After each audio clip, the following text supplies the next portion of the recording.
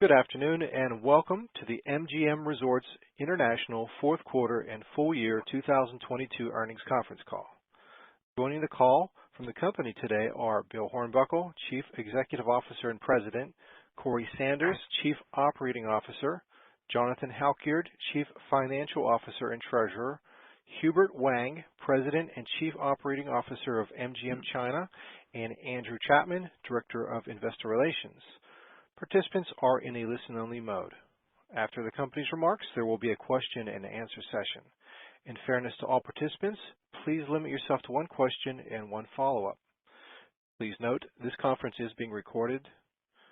Now, I would like to turn the call over to Andrew Chapman. Please go ahead. Good afternoon and welcome to the MGM Resorts International fourth quarter and full year 2022 earnings call. This call is being broadcast live on the internet at investors.mgmresorts.com.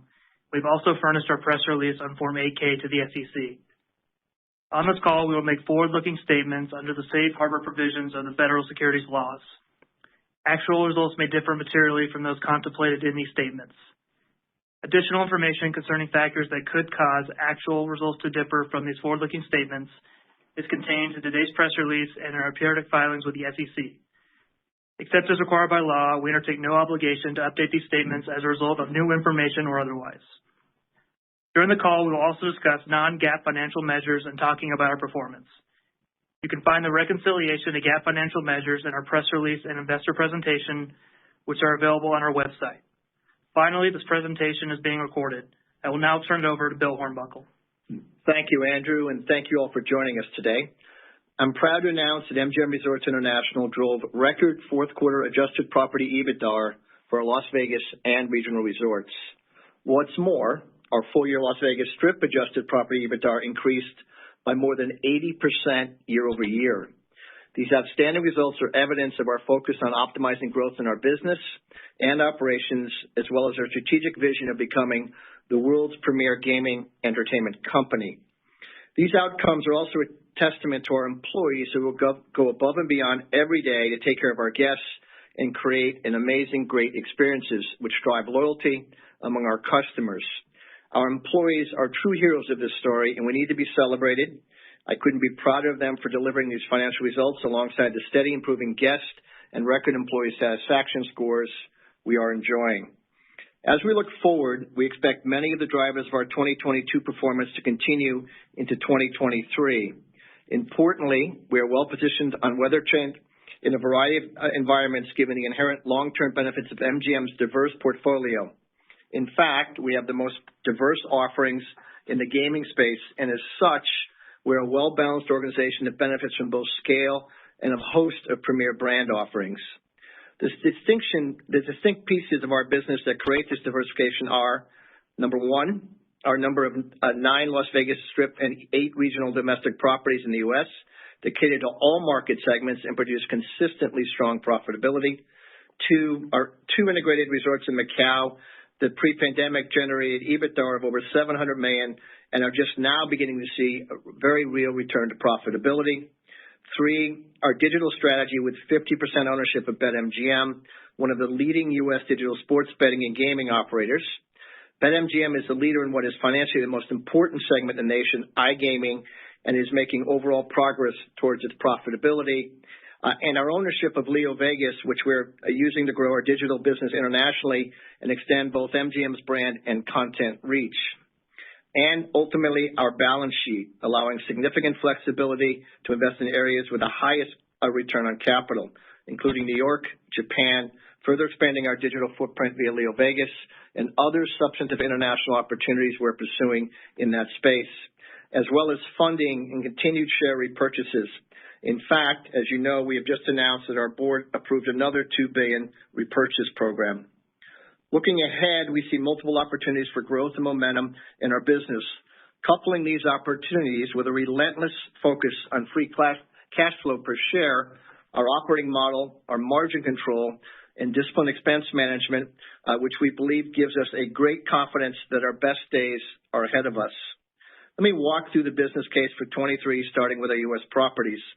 First, we are encouraged by the early success of the Cosmopolitan in Las Vegas, as we migrate the business into MGM Resorts infrastructure.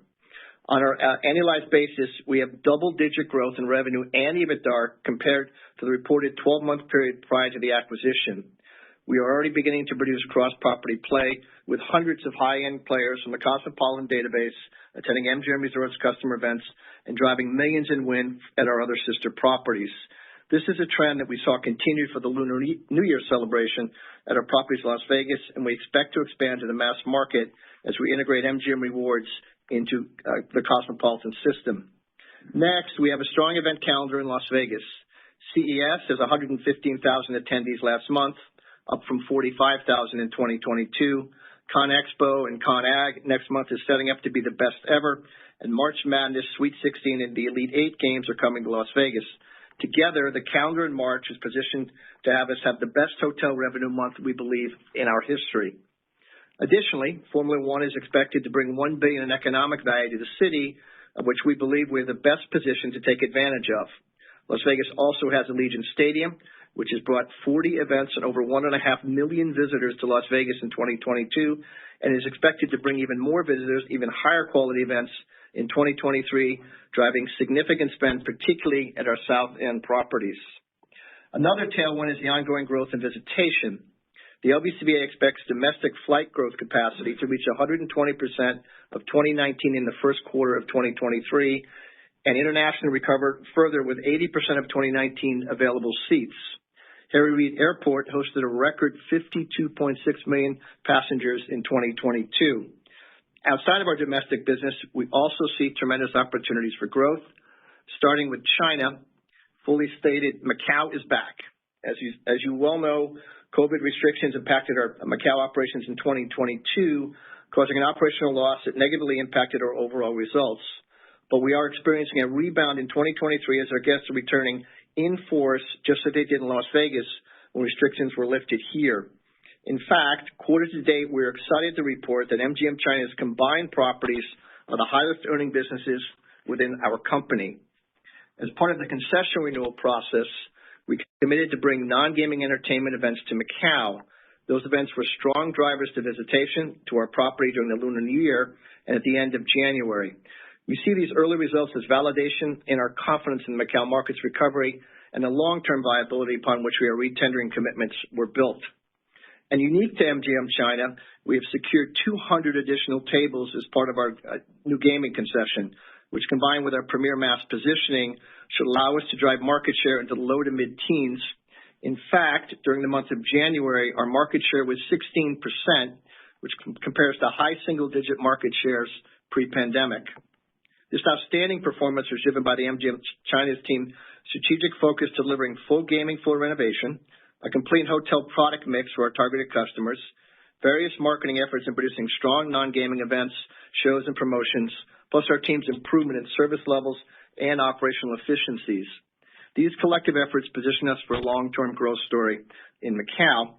We've also reason to be optimistic about the growth prospects of our business well into the remainder of this decade, especially in light of the 2 new gaming licenses we hope to receive in the near future. We expect to submit our RFA in New York in the first half of this year, and we hope for a response in the near future. One advantage we have over the competition in this market is our ability to add tables to our existing casino floor and thus incremental tax revenue for the state almost instantly once approved for a license. We expect to spend about $2 billion in New York, inclusive of the license fee. We will fine-tune our program and planning, but right now we're expecting extensive property improvements, such as a significant entertainment offering, new food and beverage opportunities, covered parking, and an overall increase in the casino floor space. As you may recall, we also submitted our RFP in Japan for an integrated resort license to operate in Osaka approximately 10 months ago. Unfortunately, I'm still waiting for the response from the government, but we are being patient and believe we will hear so soon. MGM Resorts has presented a compelling offer with our partner Oryx to develop an integrated resort which will develop international tourism and growth to that region. We're extremely excited for the ROI opportunity in a market in which we may be the sole operator for some time in the future. Each of the projects I just mentioned are expected to generate returns well above our current free cash flow yield. These and all future capital investment decisions we weighed upon that same standard. In closing, 2022 was a phenomenal year for MGM Resorts, and we're confident we will see progress into 2023 and beyond. With that, I'll turn this over to John for more color on the fourth quarter and the year. Thanks very much, Bill. Before I dig into the financial results, let me also thank my colleagues here at MGM Resorts for an outstanding quarter and a truly amazing year.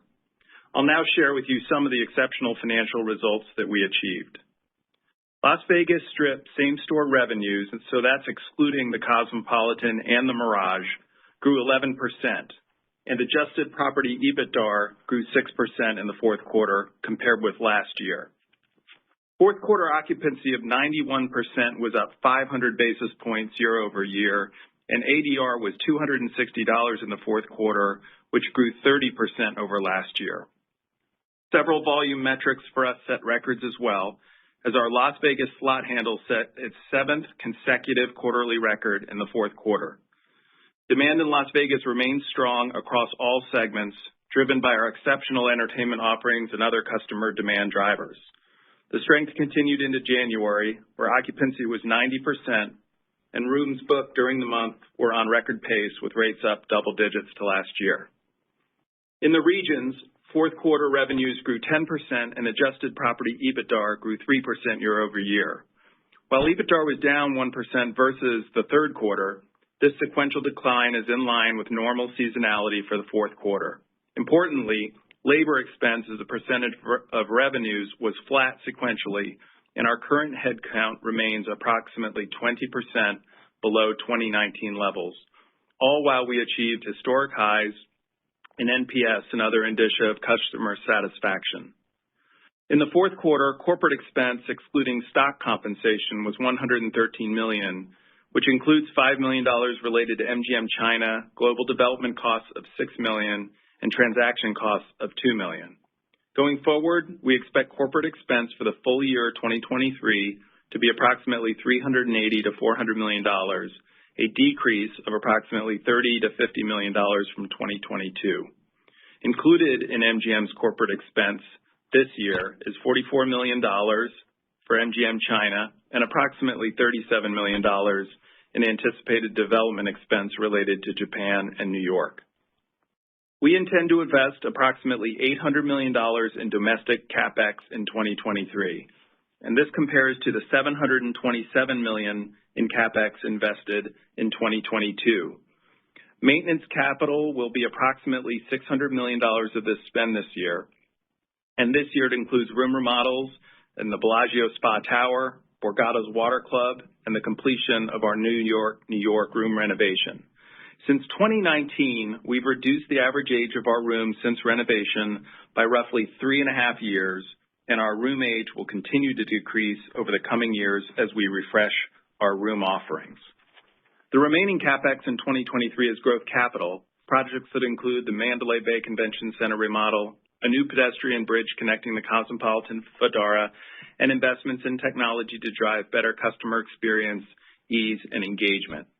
Finally, on the development front, we expect to contribute $75 million to BetMGM in 2023, and the only material investment in New York this year will be the $500 million license fee, depending upon the timing of the license awards.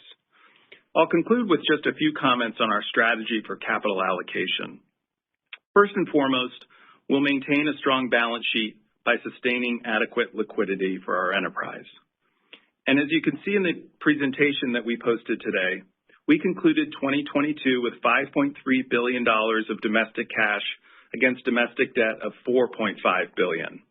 Our resources this year were bolstered by the disposition of the Mirage in December for $850 million in net cash proceeds after tax. Next week, we expect to close on the sale of the Gold Strike in Tunica, which will bring $350 million in net proceeds after tax. Next, we'll prioritize capital investment to deliver the highest return for our shareholders.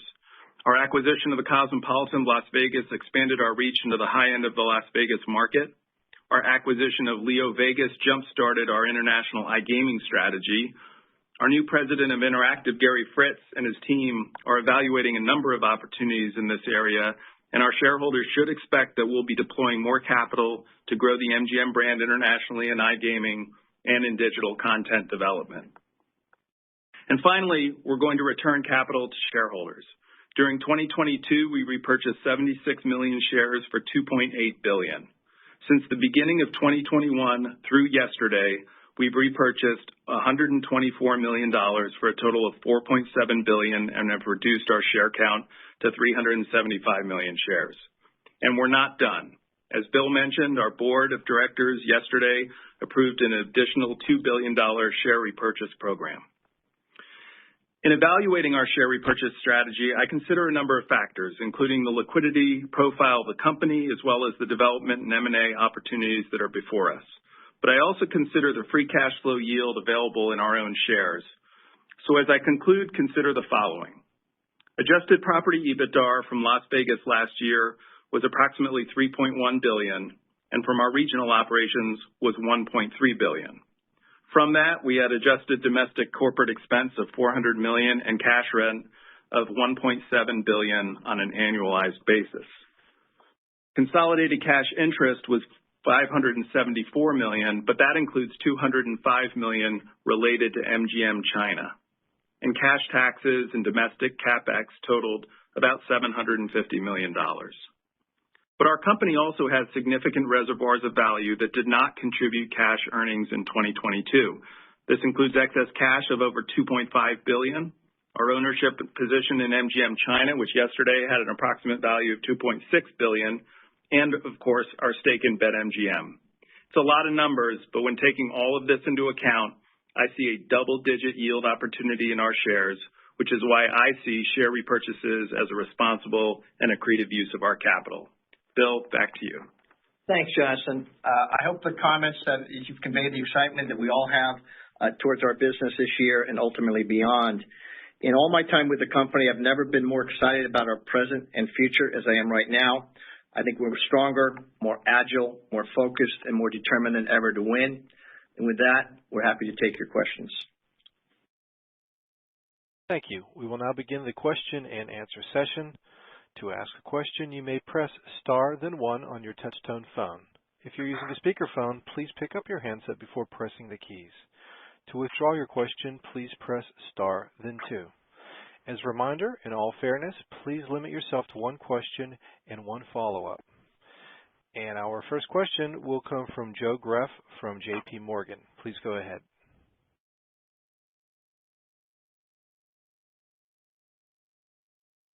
Joe, perhaps your line is muted on your end. Your line is open. Please proceed.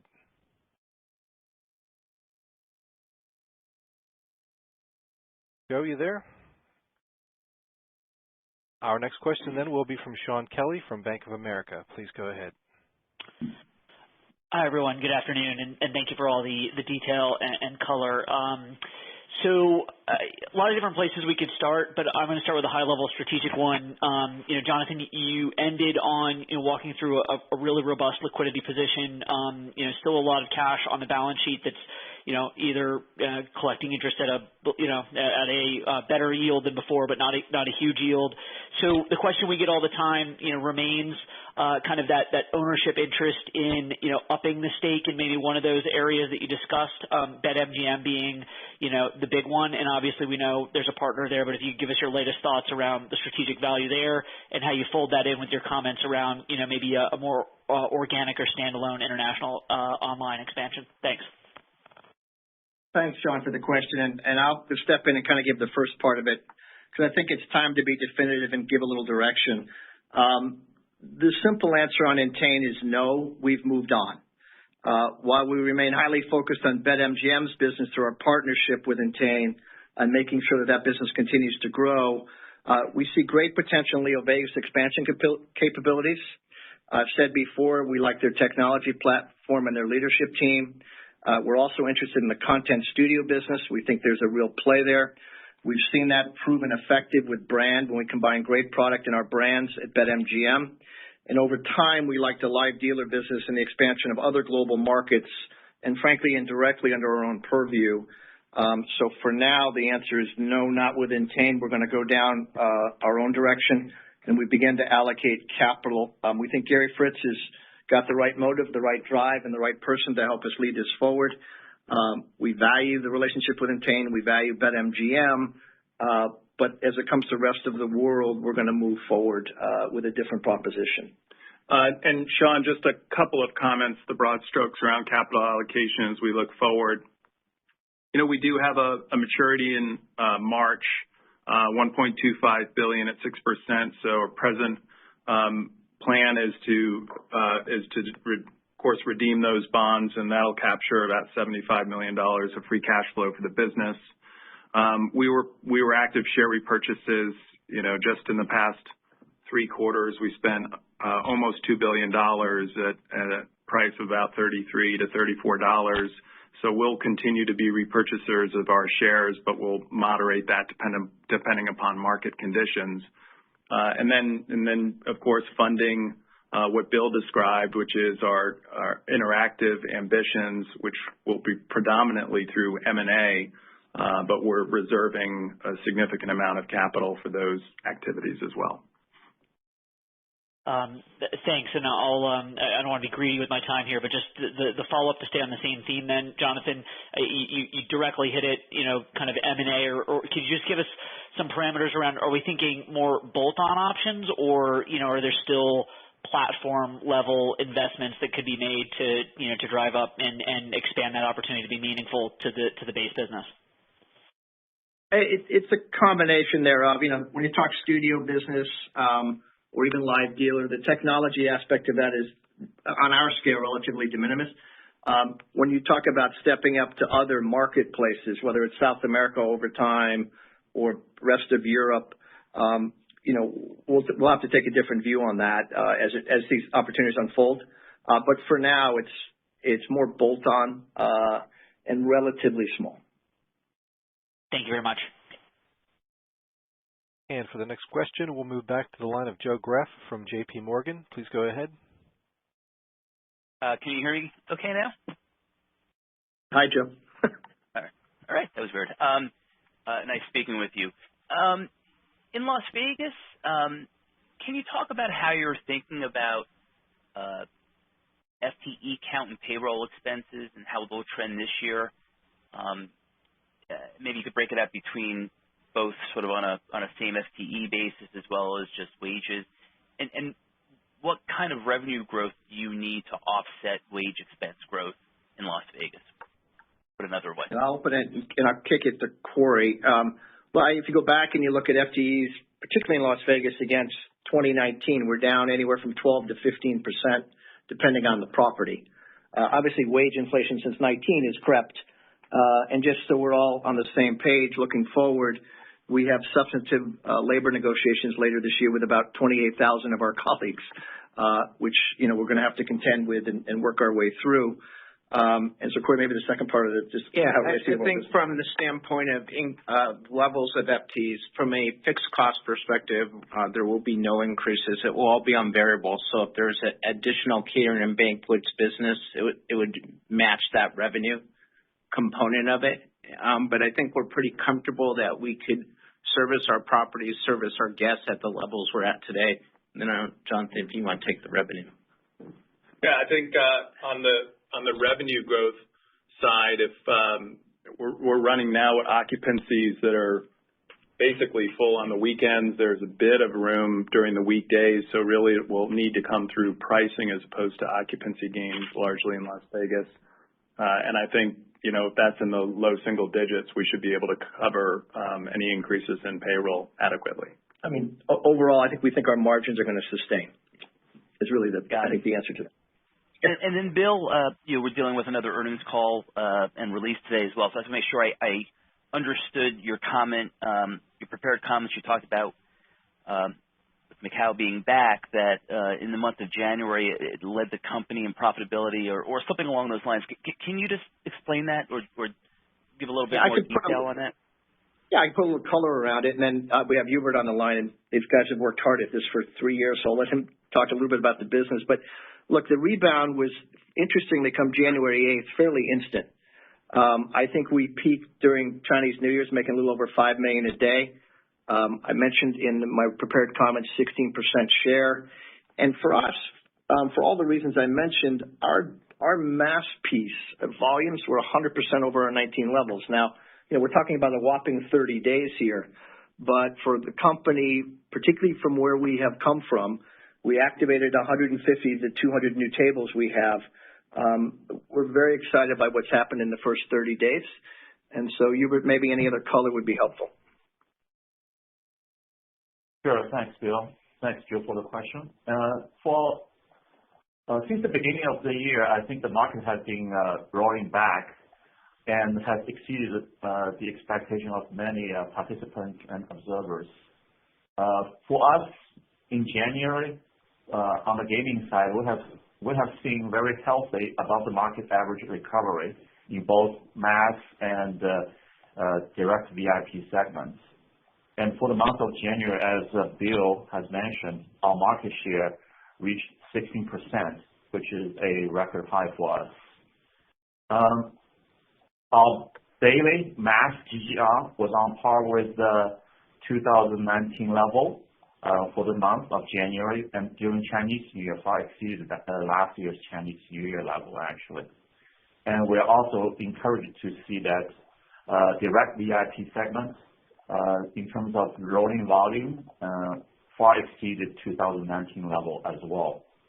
It is also very encouraging to see that January run rate extended into the first week of February so far. So all in all, we are very confident in a solid and sustainable recovery of Macau market this year and beyond. Excellent. Thank you very much, guys. The next question will be from David Katz from Jefferies. Please go ahead.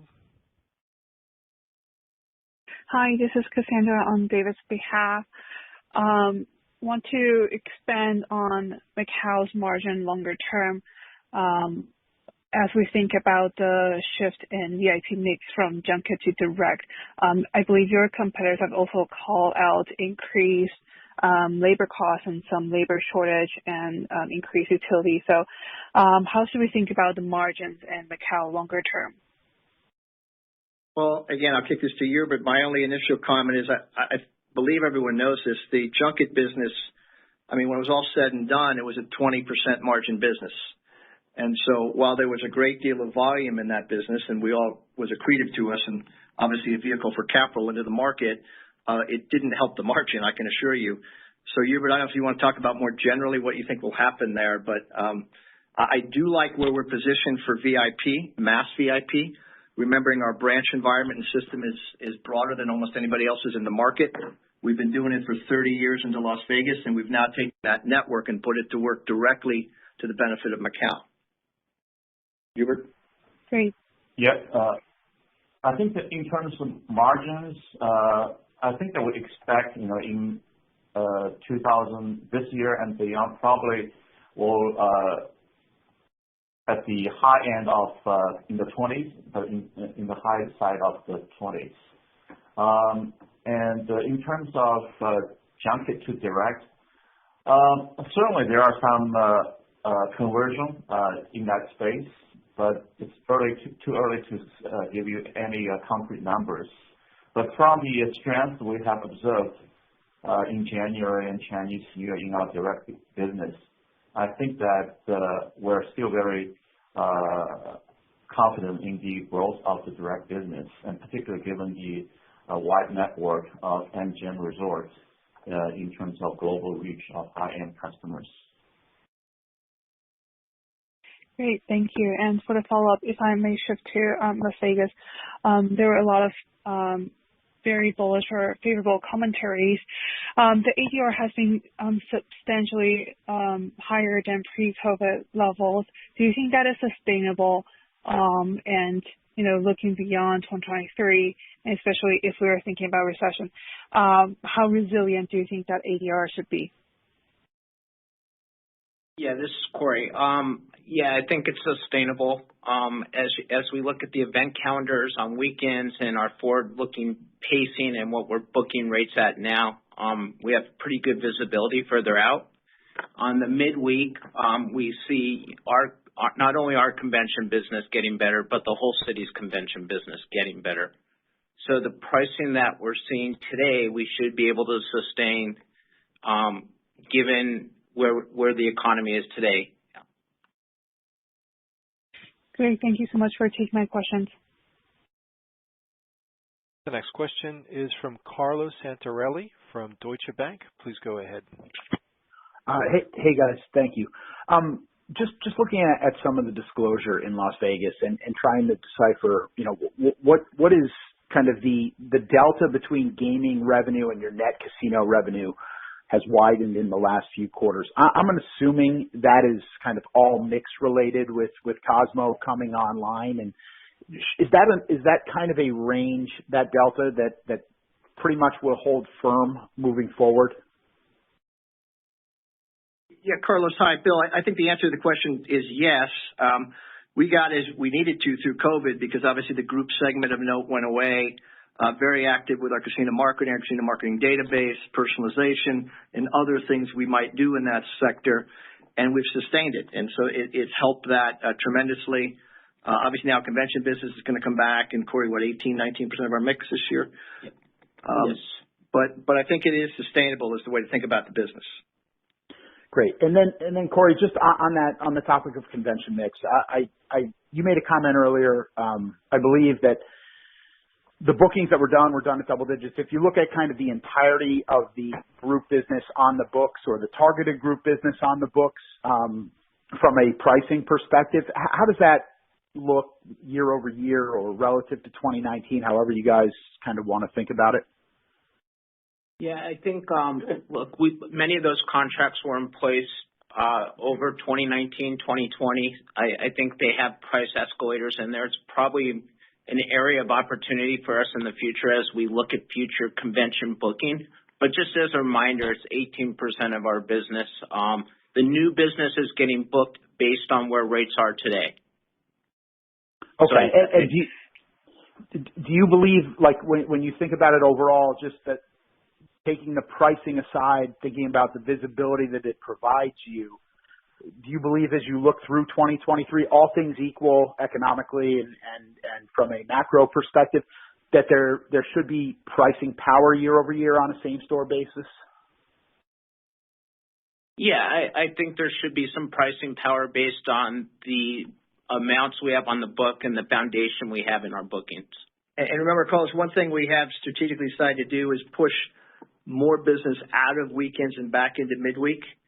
And so that has an overall play in ADR. Obviously, it brings down the convention ADR, but it raises the overall company's ADR because it gives us more opportunity weekends where we see, frankly, and continue to see real upside, particularly in the luxury segment, across Cosmo, MGM, Mandalay, Aria, Bellagio. Great. Thanks, guys.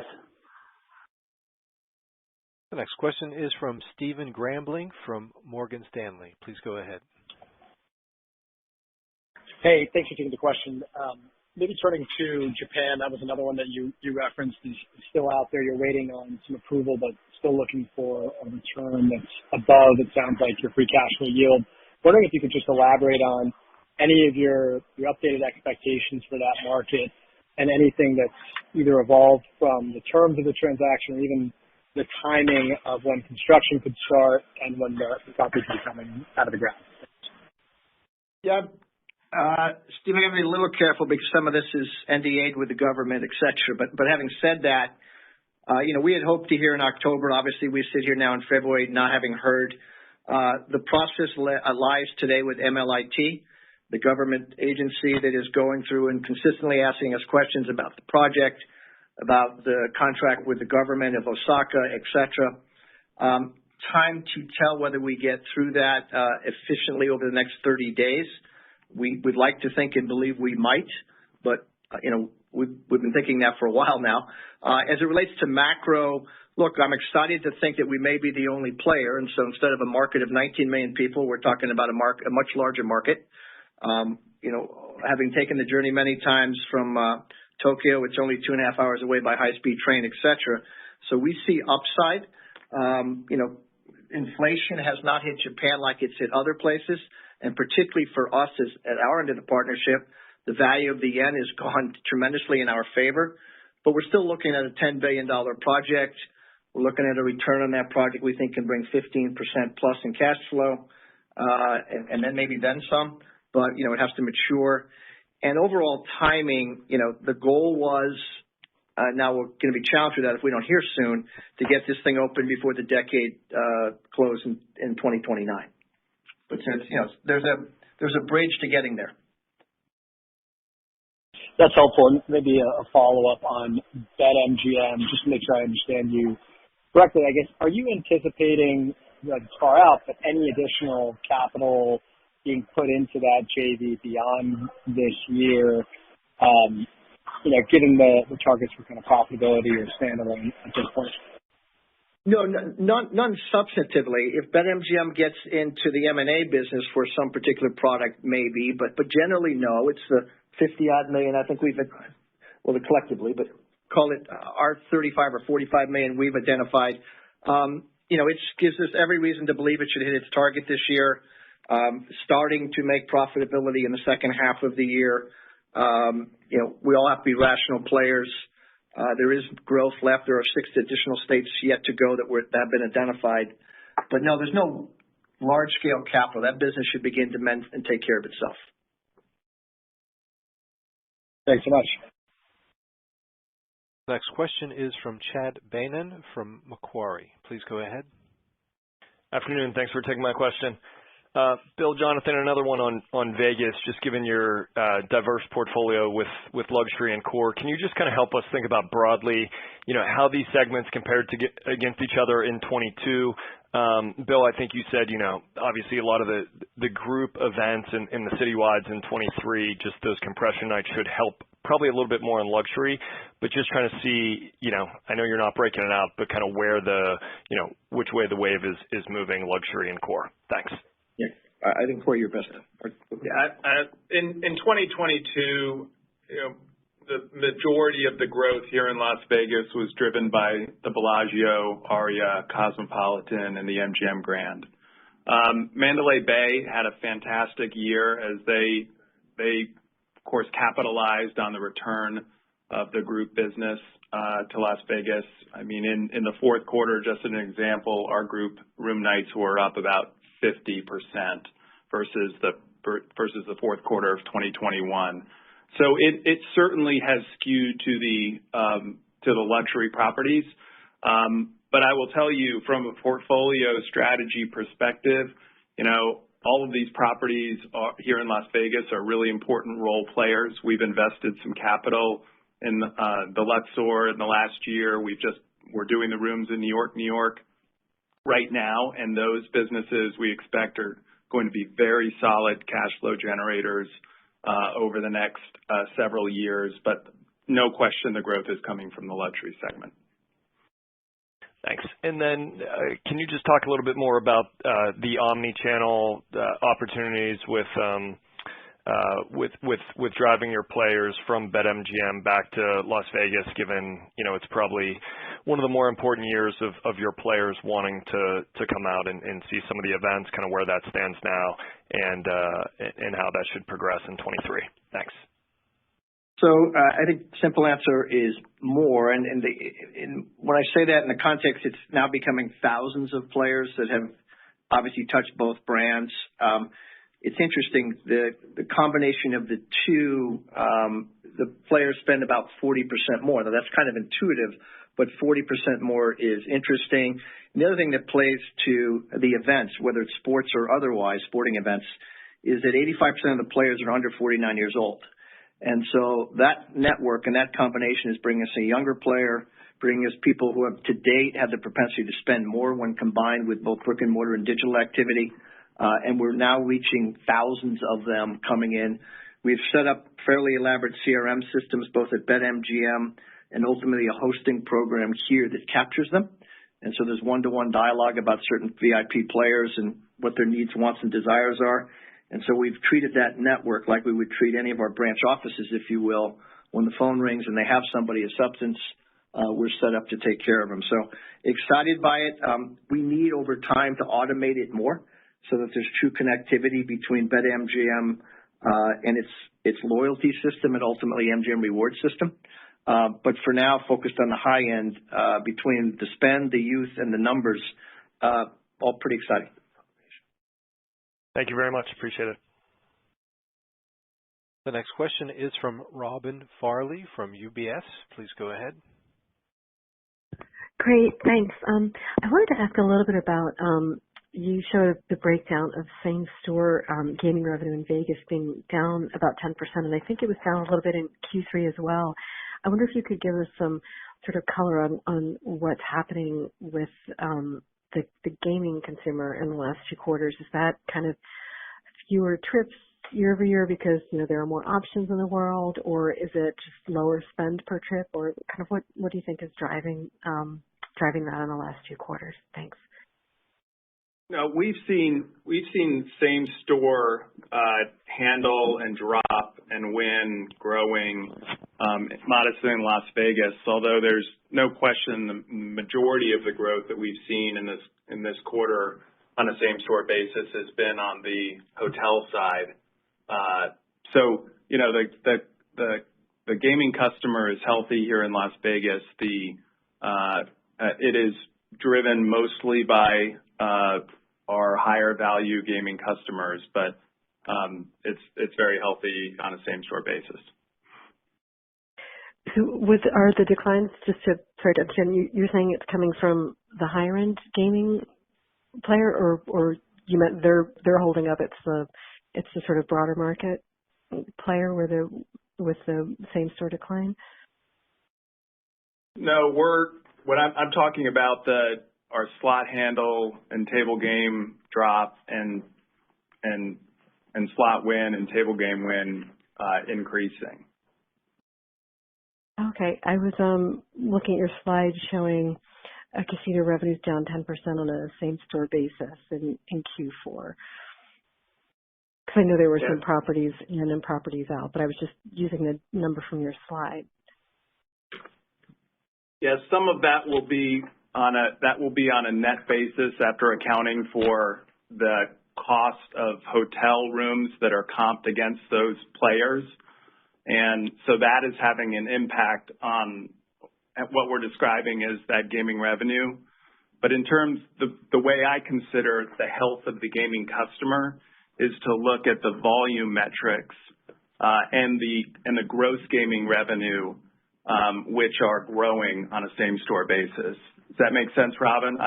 That's kind of when I think about what the behavior of these customers actually is.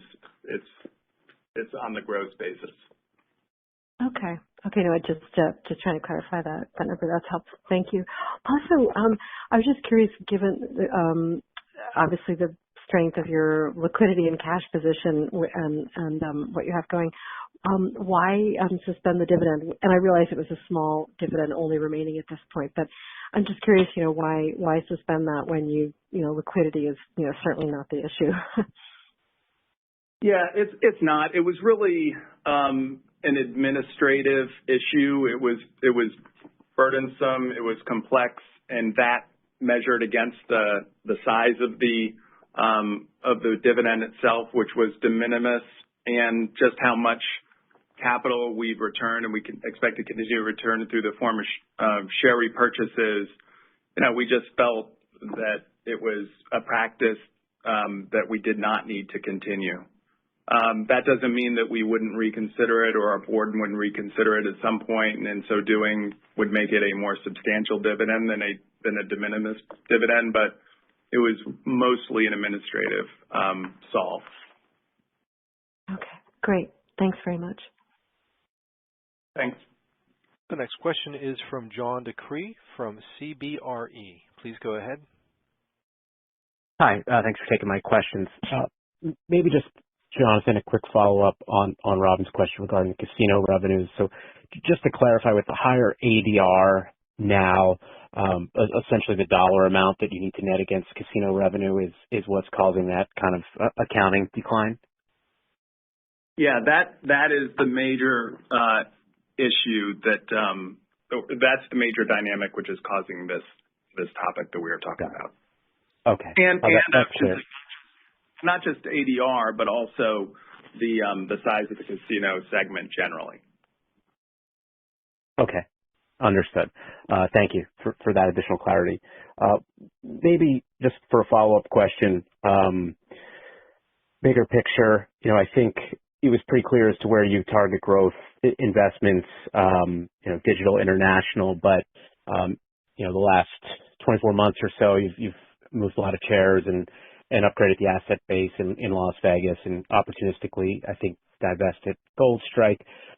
Curious if you could give us some comments on how you feel about the domestic portfolio today, both regionally and in Las Vegas, and if there's potential opportunities you'd consider more on the M&A side, and we kind of know the plans in New York and if other big markets were to open, but on the M&A front, either buy or sell, anything that you'd think about doing or might make sense. Well, let me kick it off. I think particularly after the moves that we've made, we truly enjoy the portfolio we have. In terms of Las Vegas, obviously we own 40-odd% of this marketplace, and we love the properties that we have here. We love the positioning, and what's happened at the south end of the Strip, particularly via Allegiant, has been productive. When it comes to our regionals, obviously we're in a different regional game in most of our markets. Whether it's Detroit, Atlantic City, or Mississippi, we lead in a big fashion. We're market leaders there. We tend to want to do that and try to tie out the product offering integrated resort to integrated resort. We just think there's an opportunity to get the right kind of customers to transition to Las Vegas and otherwise. I would never say never on any M&A acquisition. There's always, I suspect, an asset here or there that might be of interest, but I don't think we have any immediate designs or plans on anything substantive sitting here today. I think, our growth will come through the development opportunities we've defined, through the digital opportunities that we have defined to date and are going to seek. We're always got an eye and an ear open, but there's nothing specific that, nor would I actually tell you if there was. Fair enough. Just engaging the strategy. Appreciate it, Bill. Thank you. And the next question is from Barry Jonas from Truist. Please go ahead. Hey, guys, given the strong Strip outlook for 23, is the high end of that 400 to 600 basis point margin expansion the right place to think about how the year could shake out, or could you still go higher? And then just with that, can you remind me what the starting point is here? Is it the reported pre-COVID 2019 number, or based on sort of a pro forma portfolio? Thanks. Yeah, when we use that 400 to 600 basis point sustainable margin improvement, we're referencing the 2019 year. So we're not trying to adjust it for acquisitions or dispositions just because we're getting pretty far back in the past at that point. We're very comfortable that across all of our domestic properties that we can be within that range or possibly exceed it. And exceeding it will be driven mostly by the pricing environment. But we're comfortable with that, and that compares to 2019. Great. And then just to follow up, I think iGaming, we're hearing that the industry is taking more of a push.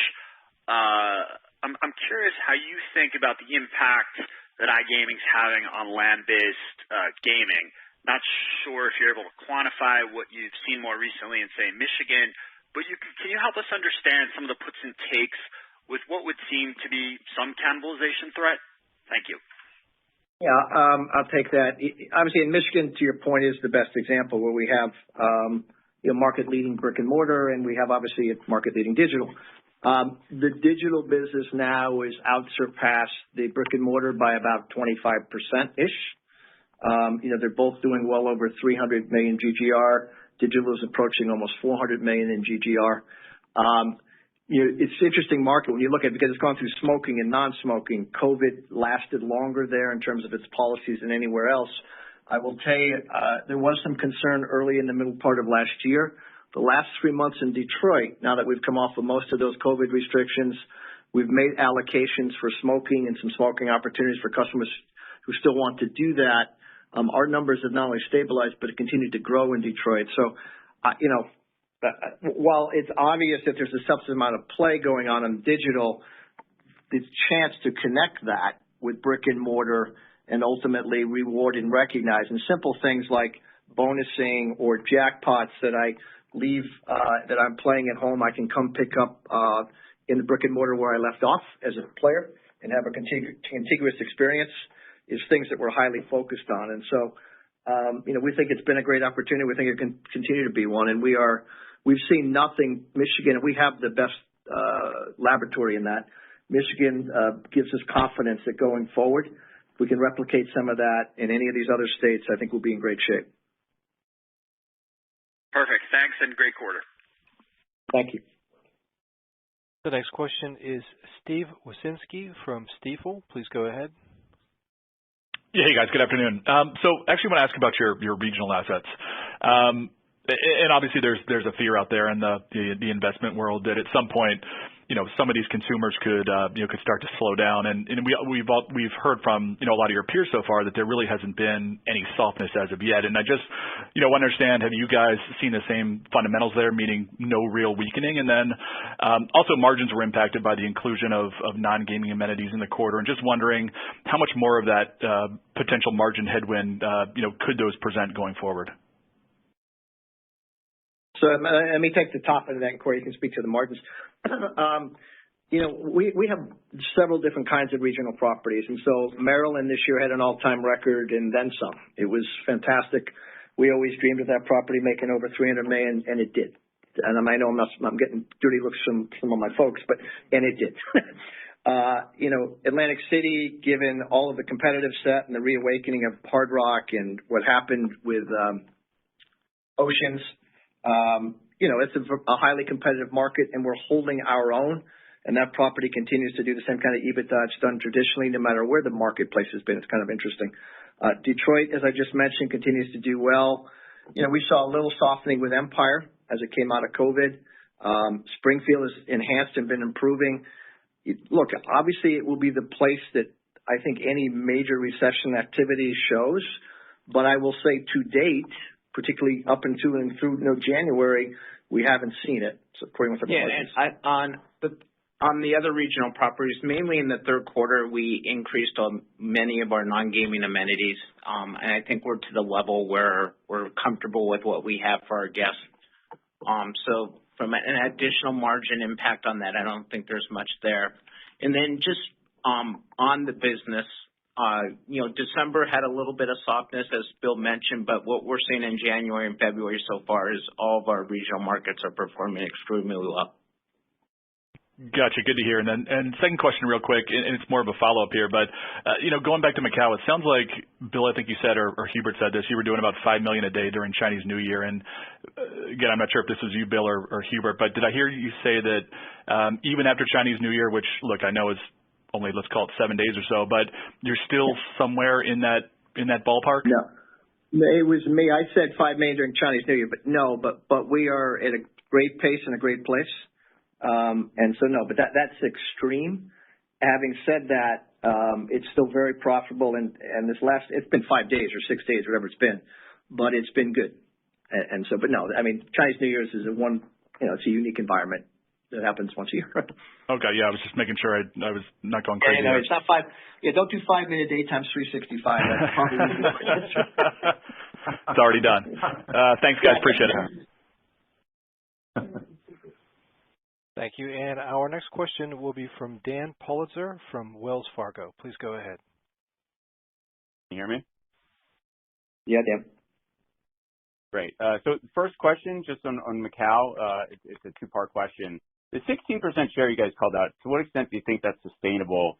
And if you could maybe parse that out, how much that step up has been driven from, growth in mass or premium mass or direct VIP versus pre-COVID?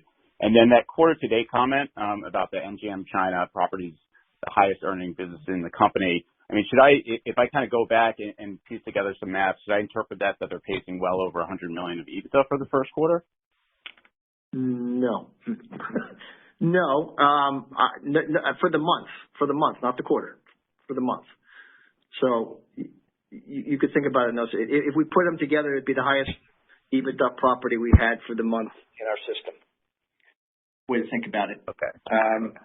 And so, you can kick in here. Obviously, you're living this every day on the continuity of going forward. Yeah. Dan, in terms of the market share question you asked, it's too early, but to give you a definitive answer on whether it's sustainable or not. But there are good things that ahead of us, because as you know, we have additional tables, almost 200 additional tables, and we haven't fully deployed all these tables yet. We're in the process of doing that, along with some casino floor reconfiguration. So we plan to deploy all these tables by the end of first quarter. And I think that's number one. Number two is that in the retendering commitments, in terms of investment, we also have a lot of, I think, earning accretive projects. And I think that these are things that will drive additional traffic. I mean, just to give you some color, on the non-gaming side for Chinese New Year, I mean, our room occupancy approached 100%, and our restaurant covers actually exceeded 2019 Chinese New Year level. And a lot of that was because of all the non-gaming events and concerts that drew a lot of incremental visitors to us. And we're also seeing a longer stay by our hotel customers. I think that as we invest more in these non-gaming amenities, that will help with our market share growth down the road or sustain at that level. Got it. And then just for my follow-up, this is for John. On the pace of buybacks, obviously you have the new $2 billion authorization. I mean, it sounds like trends are very stable. It's not outright encouraging. I mean, to what extent would you feel more comfortable giving, kind of a quarterly pace of buybacks? And then also, I think it was last quarter or maybe a couple quarters ago, you mentioned kind of a decelerating pace of buybacks. So given the outlook on Vegas, is there kind of a run rate we can think about here? I don't want to give a quarterly pace. I do think you can look at our pace over the preceding 4 quarters. I think we actually did a bit more in the fourth quarter than we did in the third quarter. And so all I would say is that we have a healthy authorization from our board. I hope I was able to communicate during the prepared remarks the value we see in the shares. And despite all of the opportunities we have before us, the liquidity position the company has is going to allow us to continue to be an active share repurchaser. Beyond that, Dan, I just don't want to give any more specific outlook. Got it. Thank you. And our final question will be from Jordan Bender from JMP Securities. Please go ahead. Great. Thanks for taking my question. Can you just talk about the contribution from Far East play during the quarter in Las Vegas, and then what do bookings look like from Far East play for this point or for this year at this point? You're referring to the fourth quarter or Chinese New Year? Fourth quarter, and then I guess quarter to date as well. I know the Chinese New Year number fairly well. Corey, I'll lean on you for the fourth quarter. Last year, Chinese New Year, we had about 35 million in CO. This year, that number was just under 100. And so, the opportunity and what that opportunity provided us this year was 3x what it was last year. And so, while not back at the 19 levels or 18 levels, it was meaningful. And in the Far East play during the fourth quarter, it was up about at least a third over the fourth quarter of 2021 and constituted pretty much all of the growth in our international play during the fourth quarter. So very encouraging. Great. Thank you. Ladies and gentlemen, this concludes our question and answer session. I would like to turn the conference back over to Bill Hornbuckle for any closing remarks. Thank you, operator. And I just want to thank everyone for joining us today. I know it gets late back on the East Coast. Just a couple thoughts. Obviously, we continue to show organic growth here in Las Vegas, particularly in our premium product, our luxury brands. If you think about Aria and Bellagio last year that made over $1.2 billion in cash flow, and we see hopefully that's sustaining. You think about now Macau and the returning, and I think our 200 extra tables will make a difference throughout the course of this year. You think about our development pipeline. You think about both brick and mortar, digital. I would say without any disparaging comments to our competitors that we think about the balance of regional location, domestic location, Las Vegas, international, digital. We are the most well-balanced and prepared for growth. We have no net debt. We're sitting on about $5.3 billion of cash liquidity. And since Jonathan and I have joined the senior roles, the company's bought back over 25% of its shares. And all of it on the back of an amazing team that we've put together here that's got extensive experience over many decades in many different jurisdictions. And so, to say I'm excited by our future would be an understatement. I thank you all for your attention and most importantly, your support. So thank you. Thank you, sir. The conference has now concluded. Thank you for attending today's presentation. You may now disconnect.